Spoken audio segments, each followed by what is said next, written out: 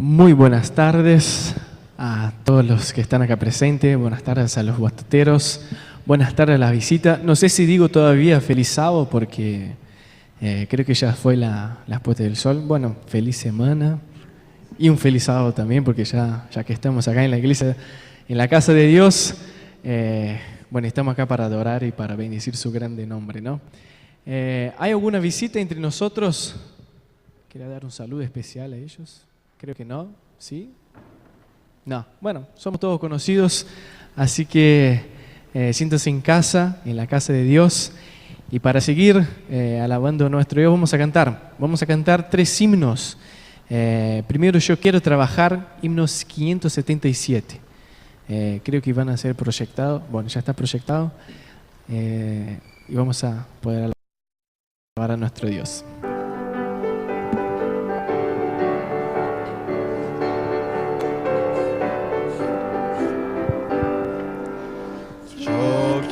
Trabajar por el Señor, creyendo en su palabra y en su amor.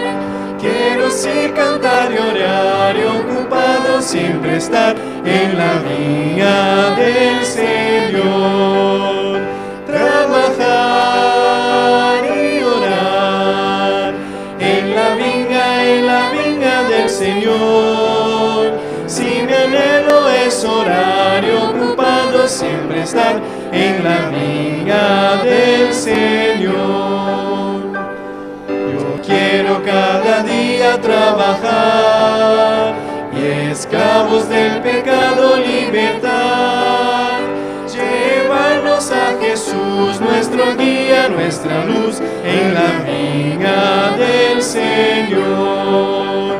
Trabajar y orar en la viña del Señor. Si mi anhelo es orar y ocupado siempre estar en la viña del Señor.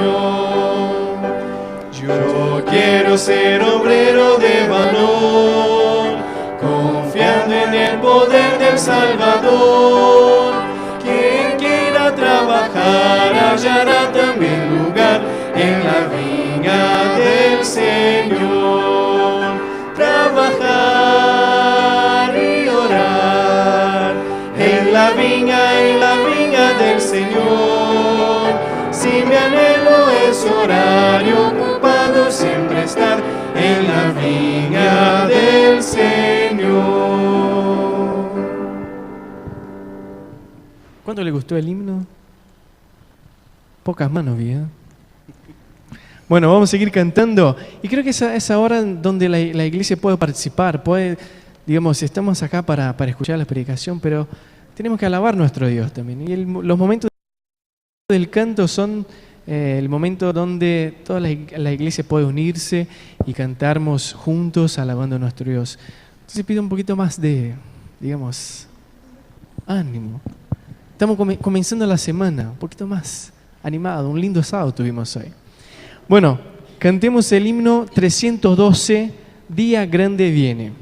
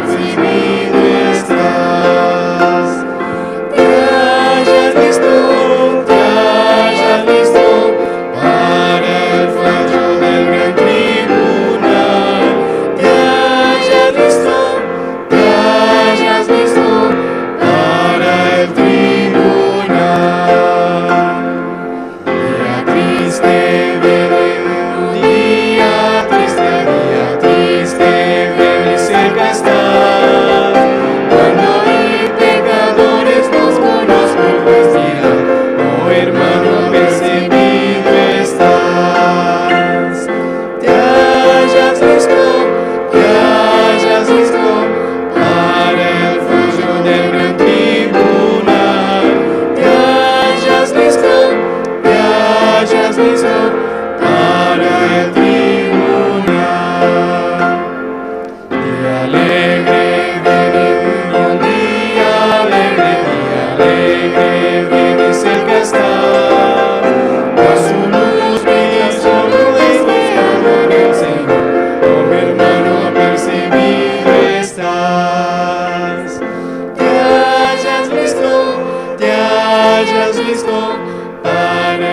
fallo del gran tribunal, te hayas listo para el tribunal.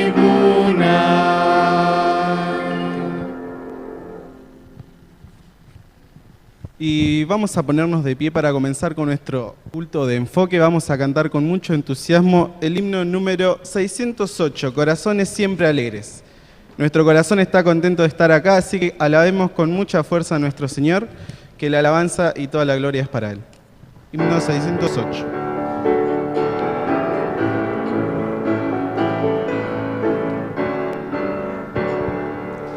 Corazones siempre alegres, rebosando gratitud, somos los que a Dios amamos, redimida juventud. Siempre alegres vamos todos, llenos de felicidad. Hermosísimo es el camino hacia la eternidad. Dios nos guía de la mano, nos ampara su poder, es su brazo poderoso y nos quiere defender. Siempre alegres vamos todos, llenos de felicidad. Hermosísimo es el camino hacia la eternidad. Si en la lucha desmayamos o nos sitia la maldad, con su gracia nos venimos, les levanta su bondad. Siempre alegres vamos todos, llenos de felicidad. Hermosísimo es el camino hacia la eternidad. Con sus fuerzas llevaremos muy gozosos nuestra cruz, victoriosos cantaremos en la gloria de su luz. Siempre alegres vamos todos, llenos de felicidad. Hermosísimo es el camino hacia la eternidad. Amén. Bueno, invitamos a Peter que pase para hacer la oración inicial. Nos postramos todos para hacer la oración. Amado Padre, Señor, que estás en la altura de los cielos, te doy muchas gracias por la vida que nos diste, Señor, durante la semana. También este sábado te pido que nos puedas cada día, Señor, apegarnos más a ti y también agarrarnos más de tu mano para poder fortalecernos y también, Señor, lo que aprendamos podamos enseñar a otros los que tú nos das tu amor, Señor. Te pido que este programa sea de acuerdo para nosotros y también, Señor, que te dé contento también por las cosas que tenemos, Señor, para agradecerte. Gracias por todo, en nombre de Jesús, amén.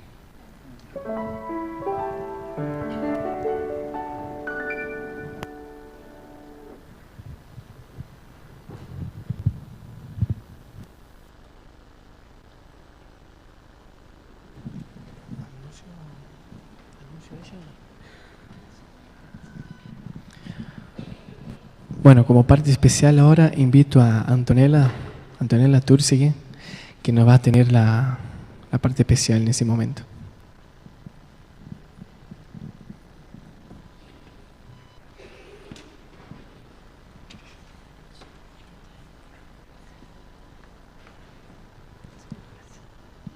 Feliz sábado, hermanos. Bueno, esta tarde voy a interpretar un himno de nuestro himnario, que está en el número 368 y el título es Padre Amado. Es una canción que nos habla de los grandes planes y sueños que Dios tiene para nosotros y nos invita a agradecerle a Dios por estos planes y por estas bendiciones que tiene para cada uno. Los invito a escucharlo.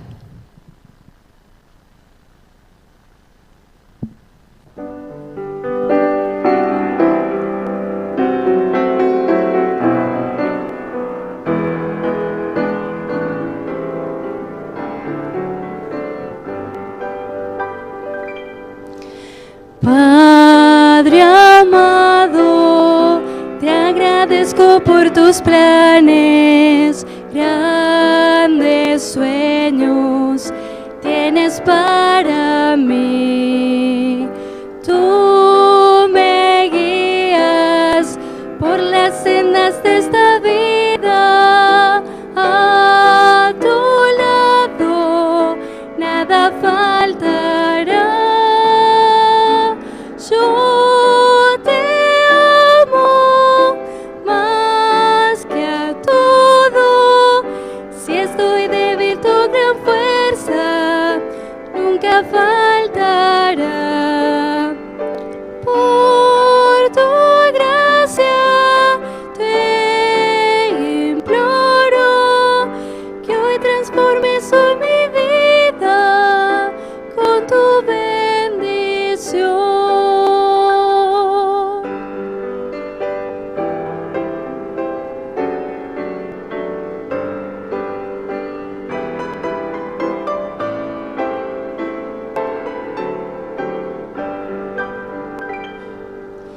Padre amado, te agradezco por tus planes, grandes sueños tienes para mí. Tú me guías por las sendas de esta vida, a tu lado nada faltará.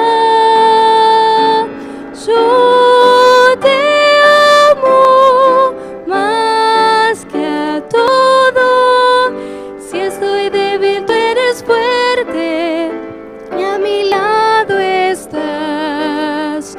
Te agradezco, Padre amado, porque unes nuestras vidas a tu corazón.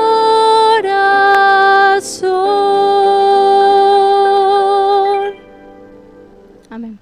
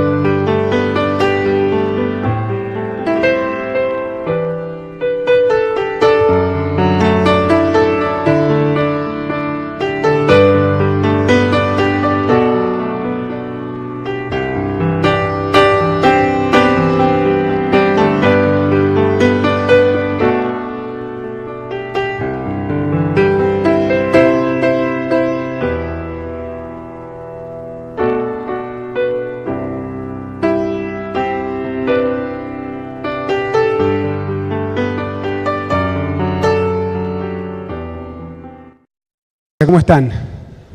¿Todo bien? Una alegría volver a reencontrarnos en esta tarde para analizar algunos aspectos más en cuanto a la obra del Espíritu Santo en nuestras vidas. Algo que quería decirles antes de comenzar tiene que ver con el horario de este culto, que si no es el sábado que viene, será el próximo. Va a ser modificado. En vez de estar empezando 6:30, vamos a estar comenzando a las 6. Igual, si fuese el sábado que viene, lo vamos a anunciar a la mañana. Simplemente necesito terminar de ajustar algunas cosas y unas consultas para ver si lo vamos a hacer el sábado que viene, ya el cambio del horario, o lo haremos a partir del siguiente. Pero tengan en cuenta esto del cambio de horario en los próximos días. Lo otro que también quiero mencionar, hermanos y jóvenes y amigos, pero sobre todo a los hermanos de iglesia, ¿no?, quienes formamos esta comunidad de fe, no nos olvidemos que este culto no solo está pensado para nutrirte a vos, no solo está pensado para nutrir tu vida espiritual. Es bueno que estemos acá celebrando un culto y aprendiendo cosas, pero este culto también está pensado para aquella gente que necesita conocer de Jesús. Cantábamos recién, yo quiero trabajar por el Señor. Y cuando se preguntaba si estaban contentos por trabajar, no sé, yo estoy contento de trabajar para el Señor. Y cada uno, ¿verdad?, trabaja a su manera y con sus dones. Pero algo de lo que el Señor quiere que hagamos es que de corazón sincero podamos invitar a nuestros amigos. Traigámoslos aquí, nuestros familiares. ¿Cuánta gente necesita conocer? Este es un espacio creado, no solo para que nos nutra a nosotros, me nutra a mí como miembro de la iglesia, sino que también sirva para alimento espiritual de otros. Siempre dejaré esta inquietud en tu corazón, no me voy a dejar de cansarme de decirlo, porque este espacio no solo está creado para ti, sino que también está creado para aquellos que necesitan conocer de Jesús. Por eso es un culto diferente, es un culto desde el punto de vista también desde lo evangelístico, ¿no?, para que podamos llegar con estos temas tan preciosos a la vida de corazones que lo necesitan. ¿Está bien? Vamos a analizar en esta hora que tenemos acerca de la misión del Espíritu Santo. Cuando comenzamos hace 2 sábados atrás, hablamos de 3 aspectos importantes, que están resumidos, queridos jóvenes, hermanos y amigos, en los capítulos 14, 15 y 16 del Evangelio de Juan. Si bien la palabra de Dios va a hablar de estos aspectos en otras partes de la Escritura, pero básicamente ahí en esos capítulos está lo medular de lo que Jesús dijo con respecto al Espíritu Santo, su obra, su promesa. Vimos el primer sábado acerca de la promesa del Espíritu Santo. El sábado pasado analizamos acerca de la personalidad del Espíritu Santo y entender que el Espíritu Santo es una persona divina, es parte de la Trinidad. No es una fuerza, no es una influencia, características de personalidad que no están sujetas a una corporeidad humana, pero sí obviamente tiene una personalidad. ¿Cómo es el cuerpo del Espíritu Santo? No lo sé, es un misterio, pero tiene rasgos de personalidad.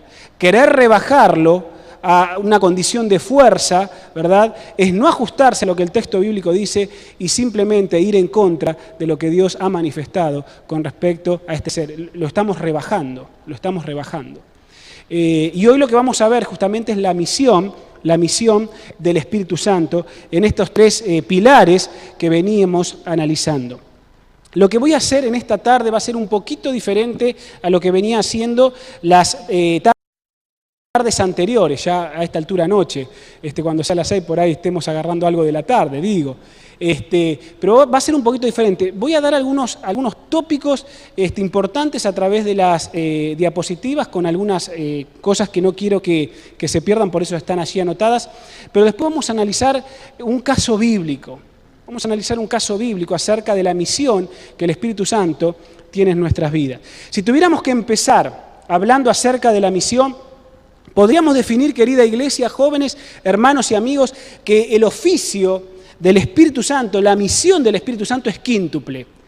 Retratada, repito, por nuestro Señor Jesucristo en esos 3 capítulos importantes del Evangelio de San Juan. Tomándote el tiempo de poder indagarlo, te vas a dar cuenta que el primer oficio, la primera misión del Espíritu Santo es revelar a Cristo como una presencia que mora dentro del alma. Y quiero agradecer a Antonella, que no sé, creo que ya se fue, pero quiero agradecer a Antonella, ¿no?, porque en el canto ella decía, Padre amado, te agradezco por los planes. Decía el canto, tú transformas nuestra vida, nuestro corazón se une a ti. Mis hermanos, si hay algo que va a hacer el Espíritu Santo, jóvenes, es revelar a Cristo como una presencia que mora dentro del alma. Para que la realidad de un Dios que está en el cielo y está a la distancia, o un sacrificio que está en el tiempo y a la distancia, 2000 años para atrás, pueda ser revelado a la vida del creyente hoy, en vivo y en directo. Lo segundo que revelan estos versículos, estos capítulos, es que también el Espíritu Santo tiene el oficio de revelar la verdad de Dios, haciéndolo también una realidad íntima en nuestro ser. No solo me revela a Cristo, sino que también me va a revelar la verdad como guía orientadora de la vida cristiana. Se le ha confiado como un tercer objetivo la tarea de santificar al hombre. El proceso de la santificación del hombre es un proceso encargado a la persona del Espíritu Santo. En estos versículos y en estos capítulos de San Juan se habla acerca de esa tarea tremenda y solemne que tiene el Espíritu Santo para con mi vida, santificándola. También dice la palabra de Dios que va a testificar acerca de Cristo. Si ustedes me acompañan a Juan, el capítulo 15, Juan, el capítulo 15, abran su Biblia de paso. ¿Quién no tiene Biblia? ¿Quién no tiene Biblia? Bueno, hay algunas manos. Acá están los chicos. Levanten la mano los que no tienen Biblia. Le van a estar acercando al final del culto. Por favor, recuerden devolverla. Para que todos podamos tener el texto bíblico. En San Juan, capítulo 15, versículo 14, dice Jesús, hablando del Espíritu Santo, dice, Él me glorificará porque tomará de lo mío y os lo comunicará. Es decir, ahí vemos la testificación, es decir, el Espíritu Santo va a testificar acerca de Cristo, va a hablar acerca de Cristo y de su obra en nosotros, y como quinto oficio, y que está en ese mismo versículo que acabamos de leer, dice que tiene la función de glorificar a Cristo. El Espíritu Santo no se glorifica a sí mismo, sino que glorifica ¿a quién? A la persona y a la obra de Jesucristo, obviamente revelándola a nuestro ser. Este versículo de San Juan, capítulo 16, versículo 7, donde Jesús dijo, les voy a decir esta verdad, os conviene que yo me vaya porque si no me fuera el Consolador no vendría a vosotros, es una de las preguntas que dejaron perplejo a los discípulos. ¿Cómo es esto que tú te vas a ir y conviene que vos te vayas? Los discípulos habían estado con Jesús, andando con Jesús, caminando con Jesús, palpando sus enseñanzas, sus consejos. Pero ahora Jesús les dice, les conviene que yo me vaya, porque entonces el Consolador vendrá a ustedes, y si yo no me voy, no vendría. Esta verdad dejó perplejo a los discípulos cuando Jesús la manifestó en esa noche. Allí nosotros podemos ver la contrapartida de lo que es la partida de Jesús y la ganancia que ellos tenían. Jesús dijo que si Él partía, ellos ganarían, ¿verdad?, la presencia del Espíritu Santo. ¿En qué sentido la partida de Jesucristo de este mundo sería para ellos ganancia, ¿no? En este contraste que el Señor Jesucristo les planteó. Porque mejor que su presencia corporal durante la era cristiana de la cual nosotros somos parte, sería su morada en lo íntimo de sus seguidores.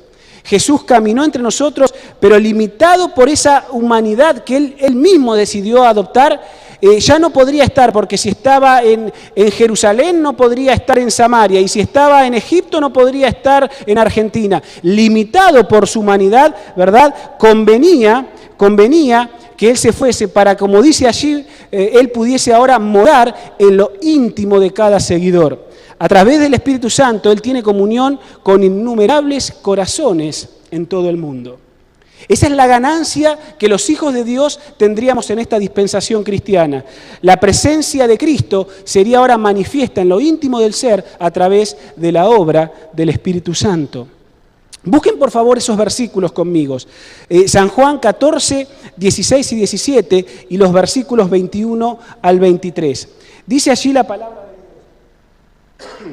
14, 16 y 17. Y yo rogaré al Padre para que os dé otro consolador, para que esté con vosotros siempre, al Espíritu de verdad, a quien el mundo no puede recibir, porque no lo ve ni lo conoce, pero vosotros lo conocéis porque está con vosotros y estará en vosotros. El 18, no los dejaré huérfanos, volveré a vosotros, dijo Jesús. 21 al 23, el que tiene mis mandamientos y los guarda, ese es el que me ama. Y el que me ama será amado por mi Padre, y yo lo amaré y me manifestaré a él.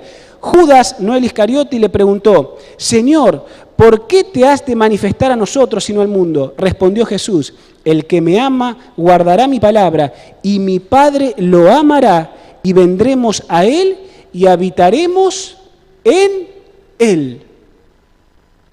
Es decir, que la presencia de Jesús no solo estaría con los hombres como fue en el pasado y en dispensaciones anteriores, sino que ahora la promesa que Jesús le hace es que estaría el Espíritu Santo y el mismo Jesús, ¿verdad? Por la obra del Espíritu Santo, estaría habitando ¿dónde? En ellos, en el corazón de ellos, a través de su mente, de sus pensamientos. Jesús estaría en el seno y en la realidad de cada creyente y seguidor de Jesús. No en el mundo, porque el mundo estas cosas no las puede entender, le es locura, pero sí en aquellos que perciben las cosas desde el plano espiritual. Esto, mis hermanos, como dice allí, jóvenes y amigos, es una realidad sagrada. La obra del Espíritu Santo es inconmensurablemente grande, dice la mensajera del Señor. De esta fuente, de la obra del Espíritu Santo, de su misión, el obrero de Dios recibe poder y eficacia. Por esa obra recibimos poder y eficacia todos los días. Y el Espíritu Santo es el consolador, como la presencia personal de Cristo para el alma, como si Cristo estuviera a mi lado, y más que estuviera a mi lado, habitando en mi interior, la realidad de Cristo en mi interior. Y no desde un punto de vista místico, sino desde un punto de vista de una realidad presente en la mente de cada creyente. Es la realidad de Cristo para el alma. Miren lo que dice aquí. Aunque el Cristo histórico es absolutamente necesario, no nos salva del poder del pecado. Para ello debemos poseer un Salvador presente y viviente, y así el Cristo de la historia se transforma en el Cristo de la experiencia del creyente. Lo vengo diciendo estas tardes, estas noches. De nada hubiese valdrido el Cristo histórico, fallecido y muerto y crucificado en la cruz, si no tuviésemos la realidad del Espíritu Santo en nuestra vida hoy. Porque el Cristo histórico, a través de la obra del Espíritu Santo, se convierte en ¿quién? En el Cristo de la experiencia, en la vida de Adrián. La transformación del carácter es para el mundo, como cantaba recién Antonella, es un testimonio de que Cristo mora en el creyente. La transformación de tu carácter, la transformación de mi carácter, es una evidencia ante el mundo de que Cristo mora en el creyente. Preguntémonos en esta noche, ¿cómo está la transformación de mi carácter? Y si esa transformación de mi carácter está siendo un testimonio para el mundo de que Cristo habita en mí. Al sujetar nuestros pensamientos y deseos a la voluntad de Cristo, el Espíritu de Dios produce nueva vida en el hombre y el hombre interior queda renovado a la imagen de Dios. No se olviden, hermanos, lo que les dije el sábado pasado a la mañana en el contexto de lo que estábamos hablando. La redención no solo involucra el hecho de una reconciliación con Dios y una comunión con Dios a través del sacrificio de Jesús, sino que la redención también tiene que ver con ¿qué? Tiene que ver con devolverme la imagen que el pecado denigró en mí. La redención tiene dos aspectos. Una es devolverme la comunión a través del sacrificio de Cristo, pero la otra, no menos importante, es que la redención me devuelve poco a poco la imagen que yo perdí, la imagen de mi Creador, la imagen de mi Salvador. Por eso el Espíritu Santo es capaz de transformar el hombre interior y lo renueva. También nos conduce a la verdad. Allí ustedes están leyendo, no solo que el Espíritu Santo estaría con nosotros, sino que en nosotros, pero también el Espíritu Santo, ¿verdad?, hace algo por nosotros. ¿Y nos guía a qué cosa? Nos guía a la verdad. Él es el Espíritu de verdad. Él es el que enseñará todas las cosas a aquellos que lo busquen. Su obra, queridos jóvenes y hermanos, es definir la verdad. Es tener el equilibrio de saber dónde la verdad está. Mucha gente quiere conocer la verdad. Bueno, ¿a quién Dios, la Trinidad, le encargó que conduzca a los seres humanos a la verdad? Al Espíritu Santo. Jesús se explayó en estas verdades, en estos capítulos de San Juan. Él nos conduce a la verdad. Él define y mantiene la verdad. Él fue el que inspiró las Escrituras y Él puede ayudarnos a interpretarlas correctamente. Hay consuelo y paz en la verdad, pero no se puede hallar verdadera paz ni consuelo en la mentira. Nehemías, el capítulo 9 que allí se cita, el versículo 20, es un hermoso versículo donde habla acerca de esta maravillosa obra del Espíritu Santo. Nehemías, capítulo 9, déjenme llegar, estoy por Esdras, ahí estamos. Nehemías, capítulo 9, versículo 20, dice así: les diste tu buen espíritu para enseñarlos, no retiraste tu maná de su boca y les diste agua en su sed. Mis hermanos, la gente tiene sed y hambre de Jesús. Tiene hambre y sed de la verdad. Y dice Nehemías, tú les diste de tu buen espíritu para enseñarles. Mis hermanos, el Espíritu Santo es el que define y mantiene la verdad, porque hay verdadero consuelo y paz solamente si uno conoce la verdad. No se puede vivir en la mentira. La mentira finalmente trastorna el alma. En definitiva, el Espíritu Santo es el verdadero vicario de Cristo. ¿Saben? Venimos de salir de una serie de profecías. La Iglesia Católica Apostólica Romana se tomó la prerrogativa de ser su sumo pontífice, el vicario de Cristo en la tierra. Le robó la dignidad que el Espíritu Santo tenía.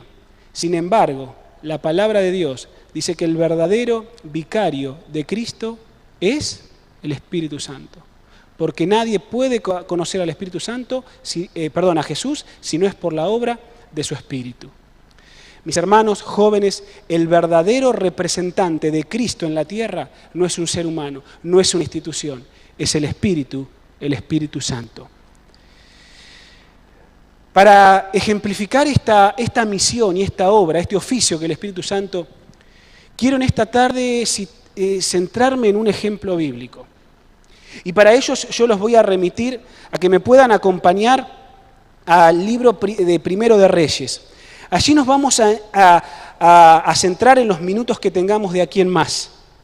Y vamos a analizar en esta tarde una historia fascinante, que es la historia del profeta Elías. Cómo la obra del Espíritu Santo se ejemplifica en la vida de este profeta. Quizás para comenzar, decirles que la palabra de Dios habla de Elías como ese hombre que es igual a nosotros, está sujeto a pasiones como las nuestras, dice Santiago capítulo 5, versículo 17. Es decir, Elías, jóvenes, hermanos y amigos, Elías no era un superhombre. Elías no era un superhombre, era un hombre sujeto a pasiones y debilidades como las nuestras. Y ya lo vamos a ver en algunos minutos. No era un Superman, no era un superhombre, no era uno que estaba más allá que cualquiera de la realidad de cada uno de nosotros en esta tarde. En Primero de Reyes, capítulo 17, versículo 1, es la primera referencia que aquí tenemos entonces a la vida de este profeta. Dice así: entonces Elías Tisbita de Galaad dijo a Acab: vive el Señor, Dios de Israel, a quien sirvo, que no habrá lluvia ni rocío en estos años, sino por medio de ¿qué? De mi palabra. Mis hermanos jóvenes, Elías se paró frente a uno de los monarcas más importantes de la tierra en ese momento. Y se para frente al monarca y les dice las cosas en la cara sin ningún tipo de anestesia. ¿Quién podría, verdad, estar en esa situación? Y sin ningún tipo de anestesia le dice a Acab las cosas que nosotros estamos leyendo. Antes de que Acab se pudiera recuperar de su estado de ánimo, allí nosotros encontramos que Elías dijo cosas importantes. Dice, vive el Señor Dios, a quien sirvo. Otra versión dice, en cuya presencia estoy. Es decir, Elías sabía que la presencia de Cristo, la presencia de Dios estaba en su vida. Vive el Señor, en cuya presencia estoy, a quien sirvo, que no lloverá sobre esta tierra. Y no lloverá por 3 años y medio, y volverá a llover solo por mi palabra. Mis hermanos jóvenes, Elías se dirige a Acab como cada uno de nosotros se dirige con alguien común. O sea, está frente a un monarca. Me imagino que cuando Acab recuperó su estado de ánimo, ¿verdad?, ante el shock de lo que Elías le dice, ¿quién es este? ¿Quién lo conoce? ¿De dónde apareció? Saben, la vida de Elías es muy similar a la vida de Juan el Bautista. Cuando los evangelios hablan de Juan el Bautista irrumpió, ¿verdad?, en su predicación de repente, sin anestesia tampoco. Él comenzó a predicar y la Biblia lo presenta. Él comenzó a pregonar. La vida de estos profetas son muy similares. Nadie lo conocía. ¿Quién era Juan el Bautista? Y de repente comenzó a predicar acerca del bautismo, de arrepentimiento y el perdón de los pecados. Bueno, Elías era de manera similar. De repente apareció en la escena y se presenta frente al monarca, uno de los monarcas más importantes de la tierra en aquel entonces, y le dice en la cara lo que nosotros podemos charlar, ¿verdad?, entre gente común. Pero ¿quién es este? ¿Quién lo conoce?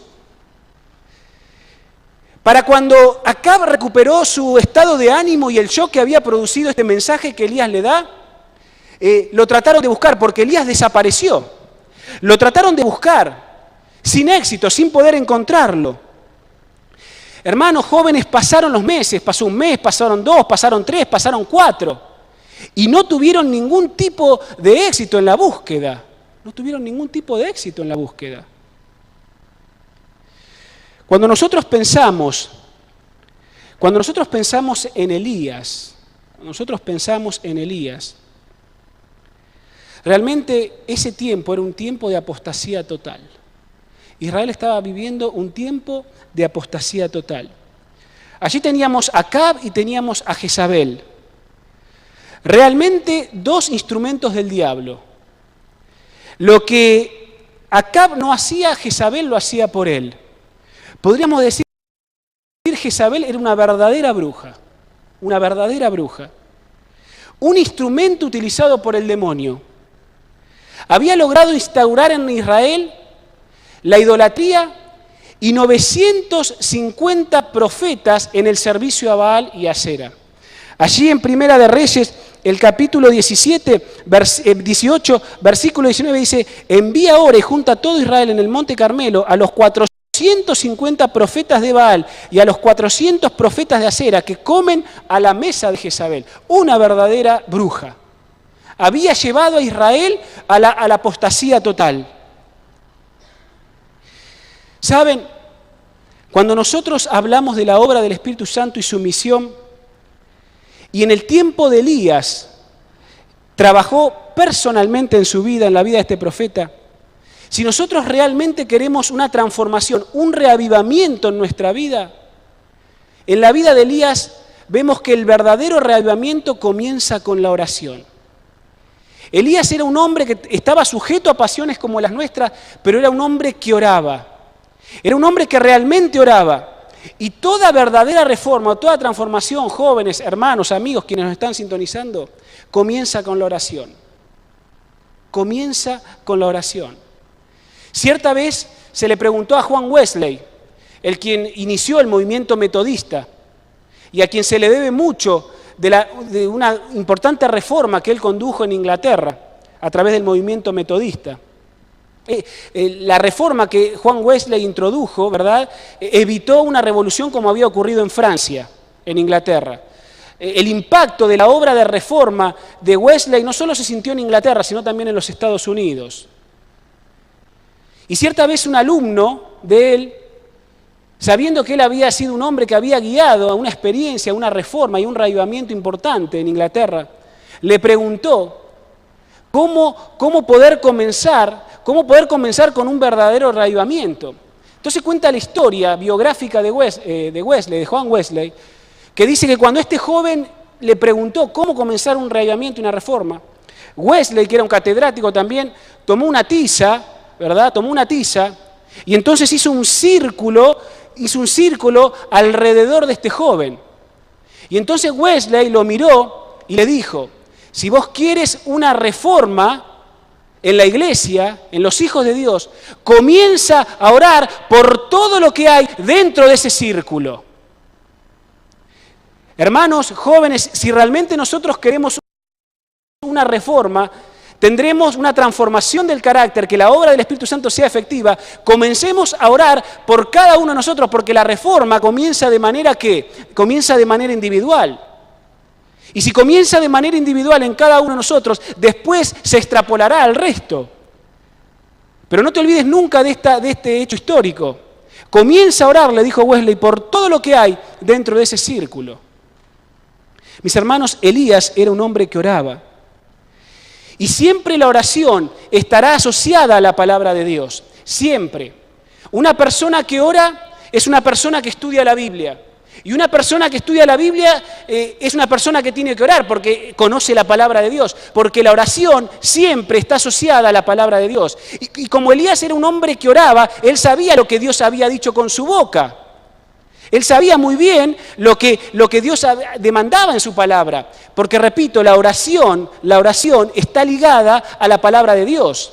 Si yo oro, tengo que leer la palabra de Dios. Y si leo la palabra de Dios, tengo que ser una persona, un hombre y una mujer de oración. Si algo no anda bien, o una cosa, entonces hay algo que está fallando. Porque siempre la oración va asociada a la palabra de Dios. Y Elías había orado por una reforma en Israel. Eran tiempos de tremenda apostasía, les decía recién. Jezabel había instaurado un culto demoníaco. Pero Elías era un hombre que oraba y que oraba. Pero pasaban los meses, pasaban los años y Israel no modificaba su conducta.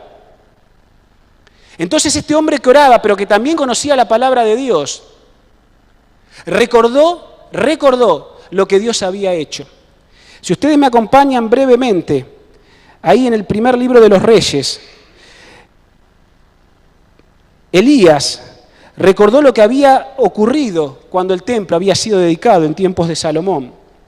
En el capítulo 8, versículos 35 y 36, la palabra de Dios dice, donde está lo que Salomón había mencionado, dice, si el cielo se cierra y no llueve por haber ellos pecado contra ti, y te rueguen en este lugar y confiesen tu nombre, y se vuelvan del pecado cuando los hayas afligido, oirás desde los cielos y perdonarás el pecado de tus siervos y de tu pueblo Israel, enseñándoles el buen camino en que anden, y enviarás lluvia sobre tu tierra que diste a tu pueblo en herencia. Mis hermanos, Elías, que era un hombre que oraba y que conocía la palabra de Dios porque van en sintonía, él recordó lo que había ocurrido. Si los cielos se cerraren por el pecado de tu pueblo, pero tu pueblo se arrepiente y vuelven a orar, tú sanarás su tierra, ellos volverán su corazón a ti. Ellos volverán su corazón a ti. Mis hermanos, Baal era considerado el dios de la lluvia, era considerado el dios del rocío, el de la productividad agrícola, el de la fertilidad. ¿Cómo podía que no era nadie, quién lo conocía, venir y presentarte delante del rey y decirle que su Dios, el Dios de Jezabel y de todos esos profetas, podía cortar la lluvia? ¿Saben? Elías los puso en tremendos problemas, estos profetas, en tremendos problemas. Porque después se la tuvieron que rebuscar durante 3 años y medio para ver qué hacía Baal con respecto a lo que Elías había dicho. En tremendos problemas los puso Elías. ¿Quién era que había venido a decir que nuestro Dios, el Dios de la lluvia, de la fertilidad y la productividad, no actuaría? Hermanos, jóvenes, Elías recordó lo que la palabra de Dios decía en los tiempos de Salomón. Y entonces cambió la forma de orar. Y ya su oración era más específica, porque la oración muchas veces tiene que ser específica. Y ahora no estaba pidiéndole a Dios para que Dios condenara a Israel, sino que Dios restringiese sus bendiciones. Y que si de alguna manera la lluvia no venía, entonces el pueblo de alguna manera se volvería a Dios. Y Elías comenzó a orar de esa manera. para que Dios pudiese retirar sus bendiciones y se retornasen al Dios viviente. Mis hermanos, Elías se convirtió en el hombre más famoso. Por 3 años y medio lo estuvieron buscando. Dice la palabra de Dios que lo buscaron en Israel, lo buscaron en el entorno, en Judá, lo buscaron en países limítrofes que eran subyugados por Israel, diciéndoles que si conocían a Elías y que dijeran si lo habían visto o que lo conocían, y si lo conocían bajo pena de muerte, les dijeran dónde Elías estaba. ¿Dónde Elías estaba? Se convirtió en el hombre más famoso, pero no se lo podía encontrar.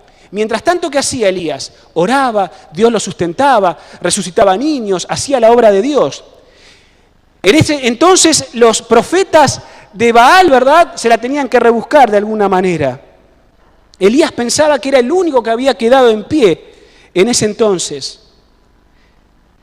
Finalmente, al cabo de ese tiempo, nuevamente Elías, que era un hombre que oraba, escuchó la voz de Dios y se decidió enfrentar al rey y al pueblo. Y una vez más dice la palabra de Dios que se apareció de repente. Allí nosotros encontramos en el capítulo 18 que Elías vuelve a ver a Acab. El rey, mis hermanos, como al comienzo, quedó impresionado por la presencia de este siervo. Y allí nosotros encontramos que Elías, ¿qué le pide? Que le reúna a todos los profetas de Baal. Le había trastornado la vida a estos profetas. Ellos habían hecho sacrificios especiales durante mucho tiempo para ver si de alguna manera, ¿verdad?, su Dios le respondía, pero no pasaba nada. Finalmente, dice la palabra de Dios lo siguiente, capítulo 18, versículo 10, cuando Acab manda a buscarlo y este siervo de Acab lo encuentra, que se llama Abdías, dice el versículo 10, vive el Señor tu Dios, que no hubo nación ni reino donde mi Señor no haya enviado a buscarte. Y cuando respondía, no está aquí, hacía jurar a ese reino y a esa nación que en verdad no te habían hallado. Versículo 12, Abdías le dice, cuando le da la posibilidad de que le diga a Acab que iba a ir a su presencia, dice, acontecerá que cuando yo me haya ido, le dice Abdías, de ti el Espíritu del Señor te llevará donde yo no sepa, y cuando yo le dé la noticia a Acab y él no te halle, me matará. Tu siervo reverencia al Señor desde su juventud. ¿No ha sido dicho a mi Señor lo que hice cuando Jezabel mataba a los profetas del Señor, que escondía 100 profetas de 50 en 50? Y ahora dices tú, ve y di a tu amo, aquí está Elías para que él me mate. Elías le dijo, vive el Señor Todopoderoso, en cuya presencia estoy, que hoy me mostraré a él. Entonces Abdías fue a encontrarse con Acab y le dio aviso, y Acab vino a encontrarse con Elías. Cuando Acab vio a Elías le dijo, ¿eres tú el que perturbas a Israel? Él respondió, miren hermanos, cómo lo dejó estupefacto al rey, ¿no? No podía responder, lo dejaba sin palabras, sin argumento. Yo no he perturbado a Israel, sino tú y la casa de tu padre, dejando los mandamientos del Señor y siguiendo a los Baales. Elías le hablaba a Acab, al rey, como se habla a la gente común.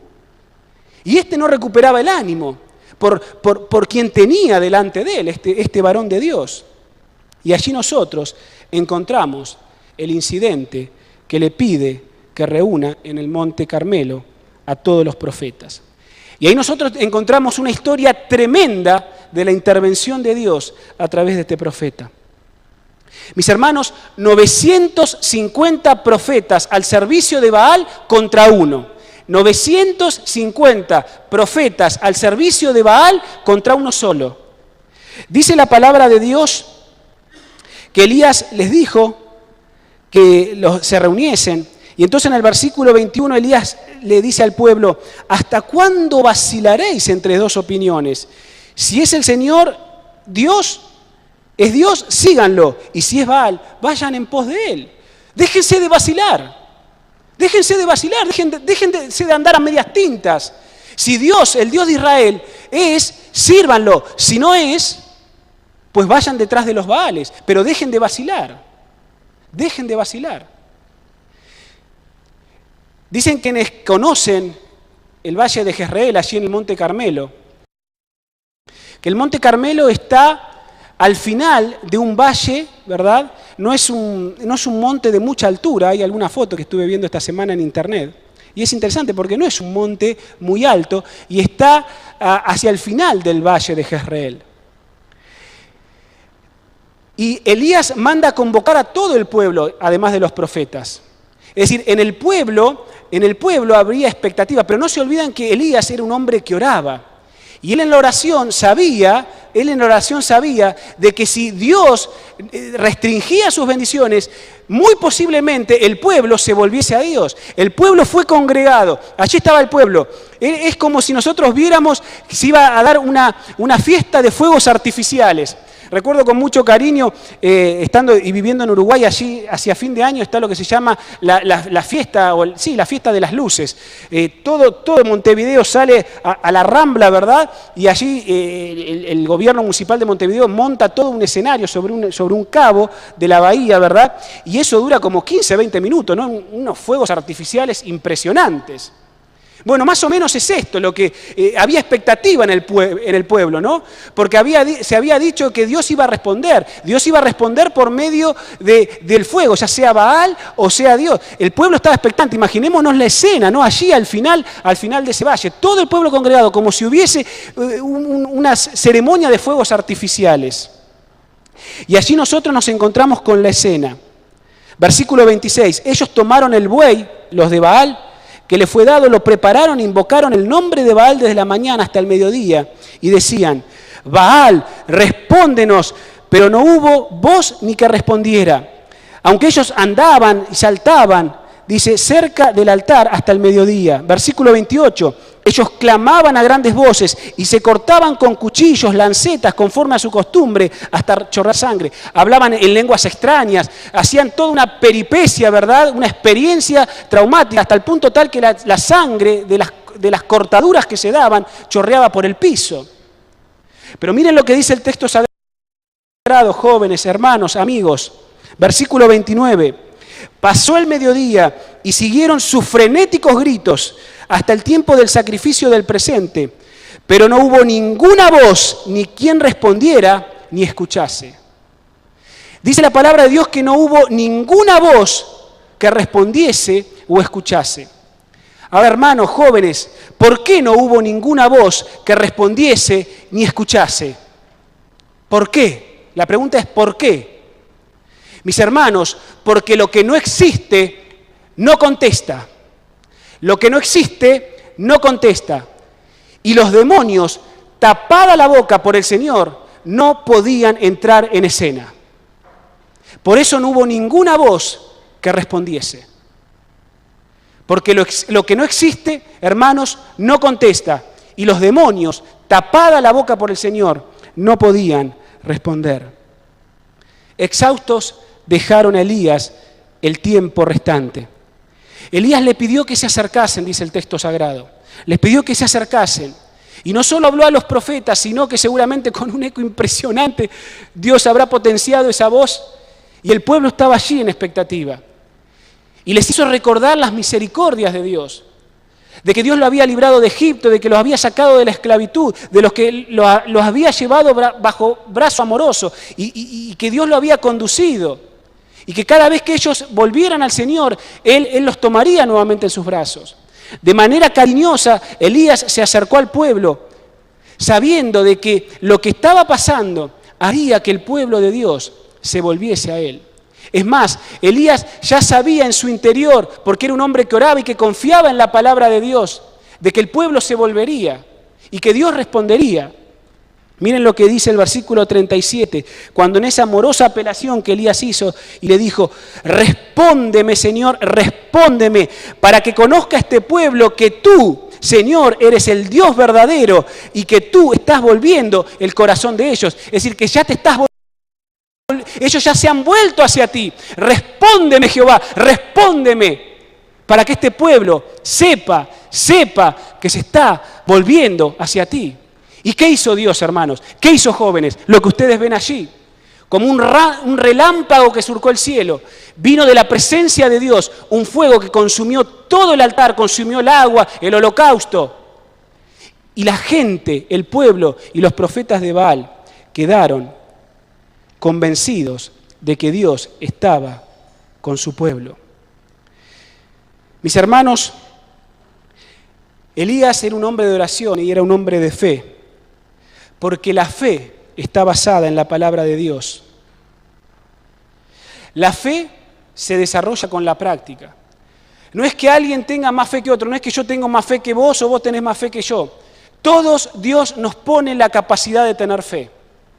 Pero la fe va en consonancia con la palabra de Dios como los hombres y mujeres de oración. Porque dice la Escritura que sin fe es imposible agradar a Dios. Y esto no se trata de que uno tenga más fe que otro, se trata de que la fe se desarrolla por la práctica, eso es lo que dice San Pablo en Romanos.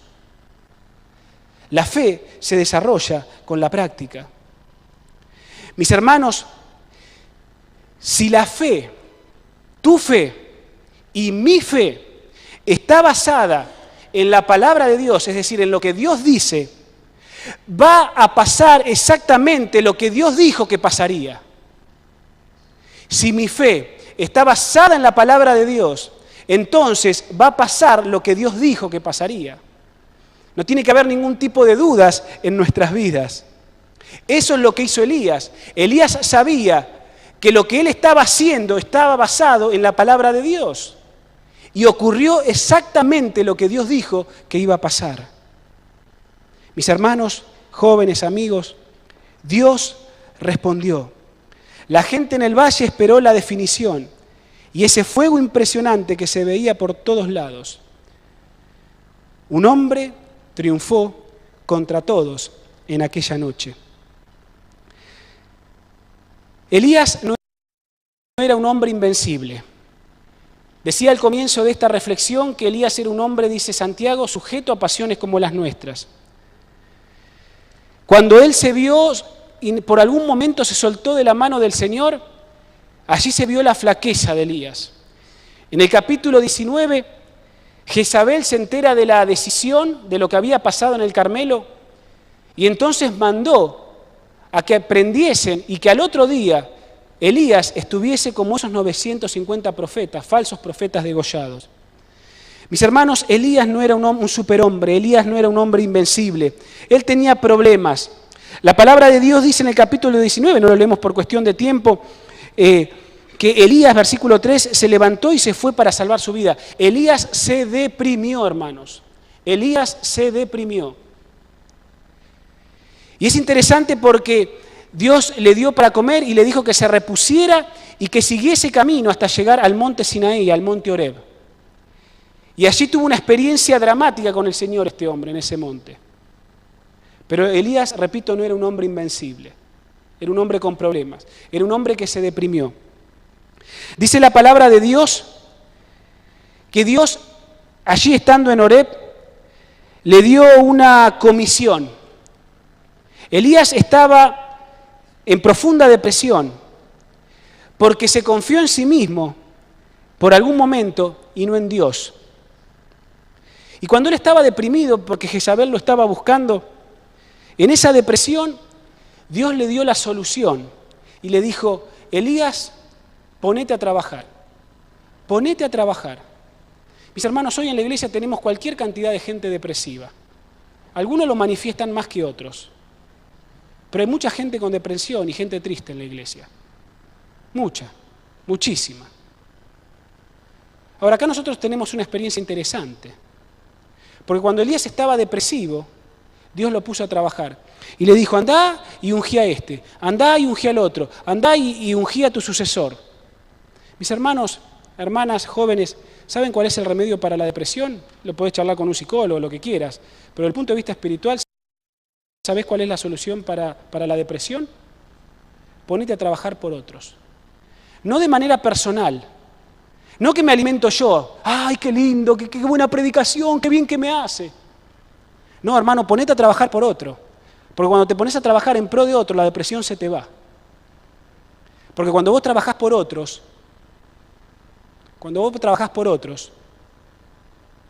entonces ves que hay gente más necesitada que vos. El depresivo se encierra en sí mismo. Pero cuando se pone a trabajar en pro de otro, la depresión se va. Probalo, que es una receta espiritual, es bíblica. Más allá de consultar a tu psicólogo. pero ponete a trabajar por otros. Mis hermanos, por eso este culto no es para vos solamente, es para que trabajes por otros, que quizás están tan o más depresivos que vos, o más triste que vos y que yo. Mis hermanos, es interesante porque después de este incidente, nosotros nos encontramos con el sucesor de Elías. Y esta es la última parte de mi reflexión en cuanto a la misión del Espíritu Santo en nuestras vidas. Allí nosotros nos encontramos con el profeta Eliseo, un gran profeta. Eliseo quería ser como Elías, pero más que ser como Elías, no solo quería ser como Elías.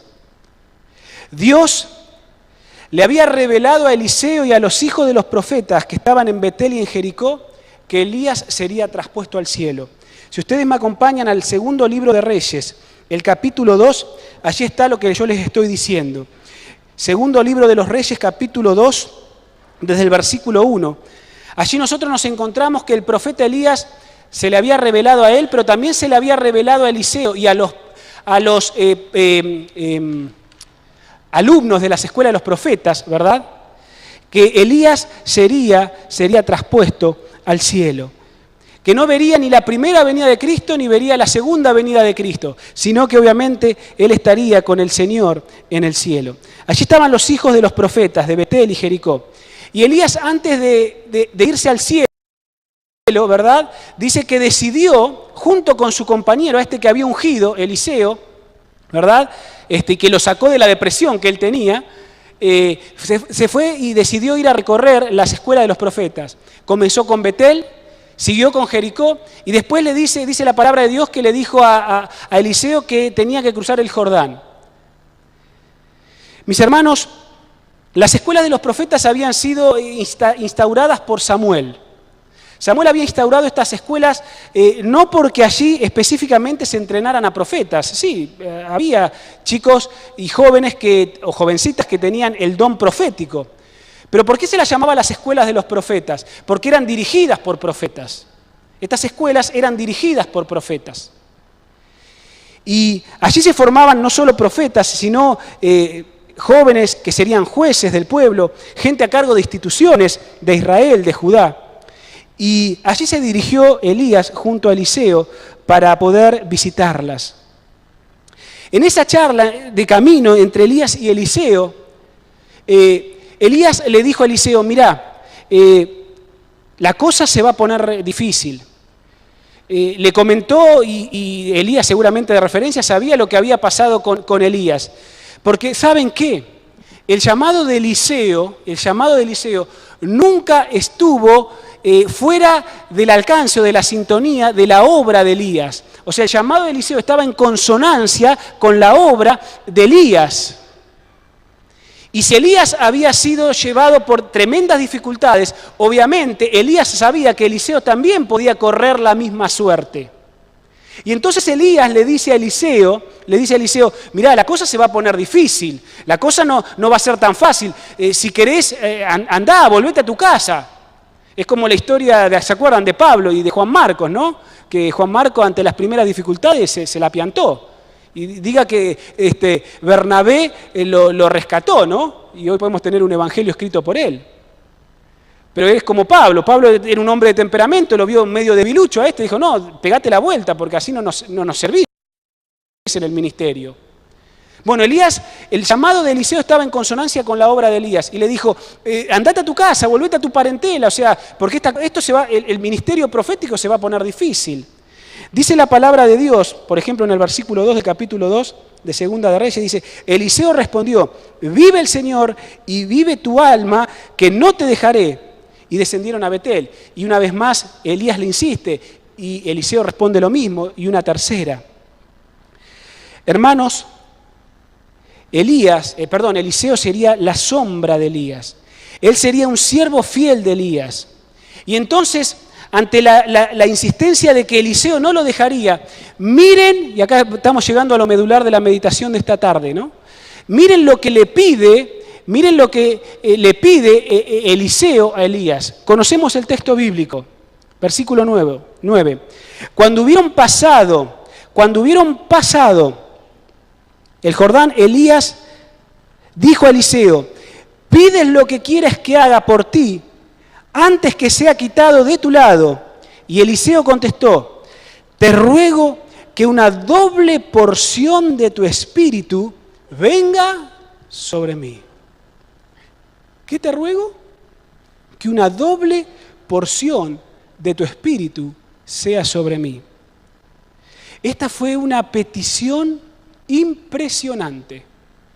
Fue una petición impresionante. Eliseo habría podido pedir cualquier otra cosa. ¿Influencia? ¿Por qué no? ¿Poder? ¿Qué otra cosa podría haber pedido Elías? Muchas cosas, Eliseo. Sin embargo, pidió una doble porción del espíritu de Elías. Elías, mis hermanos, sabía que él no podía darle eso. Elías sabía que no podía darle eso a su compañero de peregrinación. ¿Cómo sabemos esto? Versículo 10. Cosa difícil has pedido. Sin embargo, si me ves cuando yo sea quitado de ti, así te será hecho. Y si no, no. Mis hermanos, Elías sabía que él no podía darle esta petición. Elías sabía que solo Dios podía dárselo. Era una petición que Eliseo no le hacía a Elías, sino que Eliseo la estaba haciendo ¿a quién? Al Dios de Elías. Por eso la Biblia dice que Elías le respondió: cosa difícil pediste. Mis hermanos, ¿saben? La Biblia dice que los humildes verán a Dios. La Biblia dice que los humildes verán a Dios. Los que hayamos entregado y los que hayan entregado todo a Dios tendrán el privilegio de verlo. Por eso, Elías recordaba lo que ya Moisés había dicho, porque era un hombre de oración, era un hombre de fe, y la fe y la oración están ligadas íntimamente con la palabra de Dios. Ya Dios le había dicho a Moisés que nadie podía ver su rostro y vivir. Y Elías sabía que el despliegue que el cielo haría para llevarlo sería un despliegue de gloria. La palabra de Dios dice carros de fuego, caballos de fuego. O sea, sería un despliegue de luminosidad y de gloria tremendo. Y nadie podría ver la gloria de Dios y vivir. Por eso Elías le dice: si cuando yo soy traspuesto, vos estás presente, entonces quiere decir que Dios está aprobando lo que vos estás pidiendo. Y si no, no. Porque la misma presencia y la misma gloria de Dios en ese carro de fuego mataría a Eliseo. Mis hermanos, el humilde verá a Dios. También los hijos de los profetas, dice la palabra de Dios que había 50 hijos de los profetas. Si ustedes leen allí a partir del versículo 13, había 50 hijos de los profetas que también querían ver, porque Dios se lo había revelado. Lean el capítulo. Dios no solo le había revelado a Eliseo, sino también a 50 hijos de los profetas, estos que estudiaban en estas escuelas, tanto de Betel y Jericó, de que Elías sería traspuesto. Y ellos también querían ver ese momento. Pero cuando cruzaron el Jordán, estos se quedaron del otro lado del Jordán. Y Eliseo pasó con Elías. Y allí nosotros encontramos, ¿verdad?, que Dios traspuso a Eliseo. ¿Saben? Estos hijos de los profetas que deseaban ver la traslación de Eliseo no lo pudieron ver. Pero no lo vieron, y miren lo que dice la palabra de Dios. Versículo 13. Entonces Eliseo levantó el manto de Elías que había caído, volvió, se paró a la orilla del Jordán y tomando el manto de Elías que se le había caído, golpeó el agua y dijo: ¿dónde está el Señor, el Dios de Elías? Y cuando golpeó el agua, Eliseo, ésta se dividió a uno y otro lado y Eliseo pasó. Al verlo, los hijos de los profetas que estaban en Jericó del otro lado dijeron: el espíritu de Elías reposó sobre Eliseo. Vinieron a recibirlo, se inclinaron ante él. Es decir, reconocieron el llamado profético sobre Eliseo. La voz profética llegó y ellos lo reconocieron y se postraron por esta situación.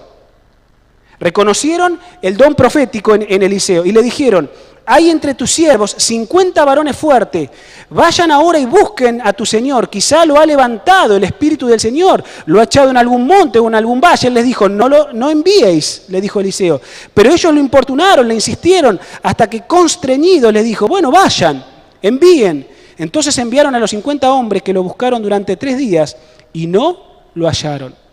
Jóvenes, hermanos, estos jóvenes eran instrumentos de Dios. Y acá nosotros nos encontramos en un contraste entre Eliseo y los 50 hijos de los profetas. Estos jóvenes eran dedicados al Señor, venían de familias obviamente influyentes, familias que los habían formado en los caminos del Señor. Eran instrumentos en las manos del Señor.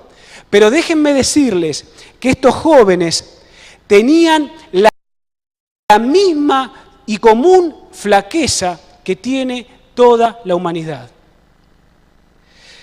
Toda la humanidad quiere sentir a Dios. Toda la humanidad quiere ver a Dios. Toda la humanidad quiere escuchar a Dios. Quiere que Dios esté presente y palpable en su experiencia. Y si no, a este tipo de gente le resulta, ¿qué cosa? Le resulta difícil creer. Les resulta difícil creer que Dios es un Dios vivo y es un Dios que actúa. Estos jóvenes eran jóvenes buenos, eran jóvenes cristianos, eran jóvenes de influencia, eran instrumentos de Dios, pero tenían la misma debilidad que tiene el común de la gente. Querían experimentar a Dios, querían creer en Dios si sus sentidos lo podían observar. Fíjense en la diferencia entre Eliseo y los 50 hijos de los profetas. Eliseo no había buscado a Elías, había buscado ¿a quién? Al Dios de Elías. Sin embargo, estos jóvenes, estos 50, estaban buscando ¿a quién? A Elías. Vamos a buscarlo, a ver si se cayó en alguna montaña. Vayamos a ver. No vayan, les dijo Eliseo. Lo importunaron. Bueno, vayan y sáquense la duda. Dice que 3 días y se chasquearon y volvieron. Mis hermanos, este es el rasgo distintivo del cristiano. El rasgo distintivo del cristiano con respecto al mundo es que el cristiano tiene que vivir, ¿por qué? Por fe. El cristiano tiene que vivir por fe. Eliseo no tenía que ver con sus ojos lo que Dios ya había dicho con su boca. Pero estos jóvenes tenían que ver algo, estaban confundidos porque no habían visto a Elías. Lo buscaron y no lo encontraron. Mis hermanos jóvenes y amigos, Eliseo no buscó a Elías, sino a su Dios. Esta es una diferencia muy sutil, pero extremadamente fundamental. Porque todo el mundo quiere conocer a Dios por medio de la experiencia. Si estoy cerca de algo religioso o de una persona religiosa, ¿no? Si me acerco a esta persona que es tan religiosa, todos queremos de alguna manera experimentar lo religioso. Y si me acerco a esto, a cual cosa o a las cuestiones religiosas, entonces puedo comenzar a creer. Y como si yo, acercándome a personas religiosas, tuviera más religiosidad, tuviese más fe. Como si algo poderoso estuviese o algo milagroso para sentirnos cerca de Dios. Mis hermanos jóvenes, los milagros no preceden a la fe. Los milagros simplemente lo que hacen es confirmar una vida de fe. Los milagros no causan fe, sino que lo que hace es confirmar la fe. ¿Saben? A los adventistas nos gustan mucho los milagros también. Nos gusta que la gente se cure, que la gente se salve. Y déjenme decirle que no hay nada de malo en eso, en reforma religiosa, en cambios sustanciales, no hay nada de malo. Pero los adventistas también somos resultadistas para con Dios. Porque si no vemos, no creemos. Y a veces somos resultadistas para con Dios. A nosotros también nos gusta eso. Pero ¿qué es lo que nos enseña la vida de este hombre, la vida de Eliseo con respecto a su ministerio junto a Elías? Eliseo deseaba heredar el poder transformador de Dios y no el poder de Elías duplicado. Cuando Eliseo le hizo esa petición y Elías sabía que solo Dios podía dárselo y se confirmaría si él en ese momento glorioso lo veía, Eliseo deseaba heredar el poder transformador de Dios y no el poder de Elías duplicado. Eliseo quería ser el Eliseo de Dios, no un Elías más. Los hijos de los profetas se conformaban con ver o simplemente encontrar a Elías para sentirse religiosos, para sentirse mejor, o que sientan algo poderoso o algo milagroso en sus vidas. La cosa no funciona así, porque el cristiano vive por fe. Quiero terminar diciéndoles que la diferencia entre el poder y la curiosidad espiritual está en saber a quién buscar todos los días. ¿Me escucharon bien? La diferencia entre el poder religioso, entre el poder espiritual y la curiosidad espiritual está en saber a quién buscar todos los días. De eso se trata, de saber a quién buscar. Si querés sentirte cerca de Dios y querés tener madurez espiritual en vez de curiosidad espiritual, para que realmente haya una transformación, entonces acércate a Dios. Mucha gente quiere satisfacer el hambre espiritual buscando al Dios de aquellos hombres, anotaba aquí. Si quieres curiosidad espiritual, busca a los hombres de poder espiritual. ¿Querés ser curioso espiritualmente? Entonces relacionate con hombres de poder espiritual. Pero si realmente tenés hambre espiritual, entonces busca al Dios de esos hombres. Porque yo no puedo transmitir la espiritualidad, ni vos me podés transmitir la mía. Ahora, si vos sos un curioso o una curiosa espiritual, entonces buscá a los hombres de poder espiritual. Buscalos. Y entonces vas a ser un curioso espiritual. Pero si realmente querés un poder transformador, entonces buscá al Dios de esos hombres, como Eliseo lo buscó. Eliseo no buscó a Elías, sino que buscó al Dios de Elías. Esa es la diferencia entre la curiosidad y el poder espiritual. Eso nos muestra, hermanos y jóvenes, por qué a veces no existe transformación, como leíamos al comienzo, en la obra que el Espíritu Santo quiere hacer. Hoy estamos aquí, mañana estamos allá, y ahí estamos en intervalencias. ¿Será que somos curiosos espirituales y no estamos realmente buscando el poder espiritual? ¿No estamos buscando al Dios de esos hombres espirituales? La diferencia está en saber a quién buscar todos los días. Hermanos, jóvenes, cuando nosotros queremos sentir a Dios, cuando queremos experimentar a Dios, queremos milagros, ¿saben qué? Realmente cuando nosotros comenzamos a sentir a Dios, ¿saben lo que ocurre? Dejamos de estudiar la palabra de Dios. ¿Para qué tengo que estudiar la palabra de Dios si yo lo siento? ¿Para qué tengo que estudiar la palabra de Dios y orar y pedir su revelación en mi vida si es una experiencia que estoy sintiendo con Él? Curiosos espirituales. Ahora, el Señor Jesucristo, cuando estuvo en esta tierra, rehusó muchas veces dar señales y milagros, aunque hay varios milagros que los evangelios mencionan.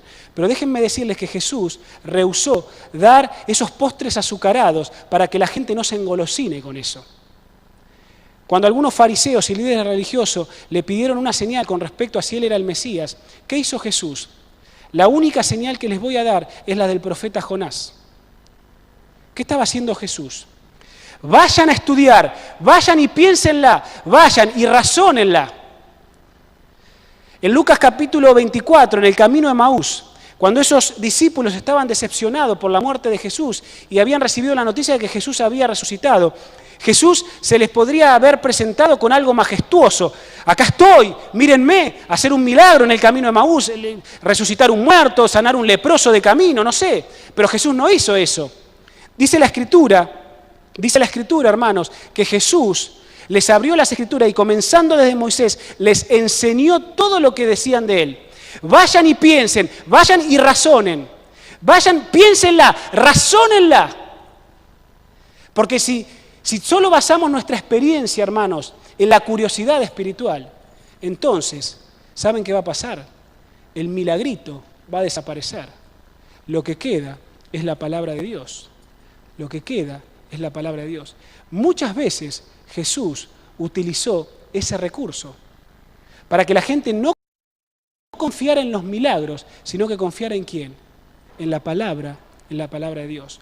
Porque la fe se desarrolla con la palabra de Dios. Hermanos, jóvenes, de eso se trata la vida cristiana.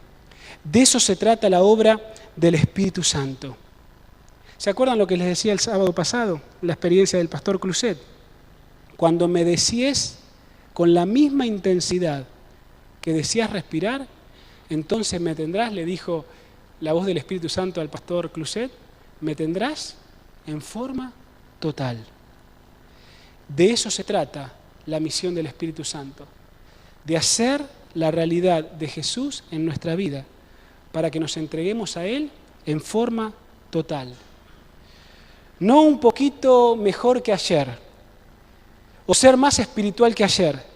La decisión que tenemos que tomar es saber a quién escoger todos los días, pero hacerlo de manera total. De eso se trata la misión y la obra del Espíritu Santo. La obra que Dios hizo en Elías, la obra que Dios hizo en Eliseo, de entregarse de forma total. No un poquito, sino de manera total. La diferencia entre el poder y la curiosidad religiosa o espiritual es saber a quién buscar todos los días, en una entrega total. Que el Señor te bendiga en esta decisión. Yo quiero orar para terminar este culto con un canto que está aquí en mi computadora y que me gustaría que todos cantemos y que luego de terminar este canto podamos hacer una oración como esa invitación que el Señor nos está haciendo de que podamos entregarle nuestra vida de manera total. No le mezquines al Señor, no le mezquines al Señor. Hacé como Elías, hacé como Eliseo. Entregate de forma total, porque el cristiano, el joven, el hermano y la hermana cristiano, adventista, vive por fe, vive por fe. ¿Les parece que podemos cantar para terminar y tener esta oración como un llamado de Dios? Es un canto muy bonito que siempre que lo escucho impacta las fibras más íntimas de mi ser y se llama Señor, quiero conocerte. ¿Qué les parece si, así como estamos sentados, cantamos este hermoso canto y luego permítanme terminar con una oración? ¿Lo conocen? ¿Sí? ¿Cuántos conocen el canto? Bueno, y si no lo van a aprender porque es muy lindo. ¿Damos un poquito más de volumen? Señor, yo quiero conocerte más y más y más profundamente. Quiero conocerte, sentir tu amor y tu poder y así gozar de tu presencia. Quiero conocerte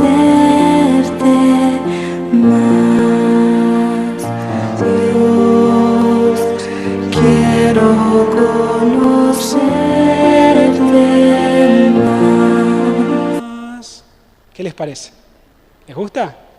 Se repiten 2 veces, ¿no? Esta estrofa se repite 2 veces hasta aquí. Vamos a cantarla entonces con un entusiasmo sagrado en nuestro corazón, pidiéndole en este canto, que es una verdadera oración, que podamos conocer de forma total, todos los días, a nuestro Dios. Vamos a cantarlo entonces nuevamente. ¿Qué dice? Perdón. Ahí está. Ahora sí. Voy a apagar el micrófono porque para mí es muy bajo y yo por ahí canto más alto, así que para que no salga tan distorsionado.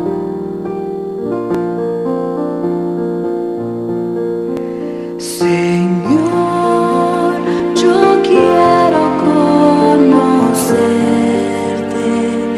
más y más y más profundamente.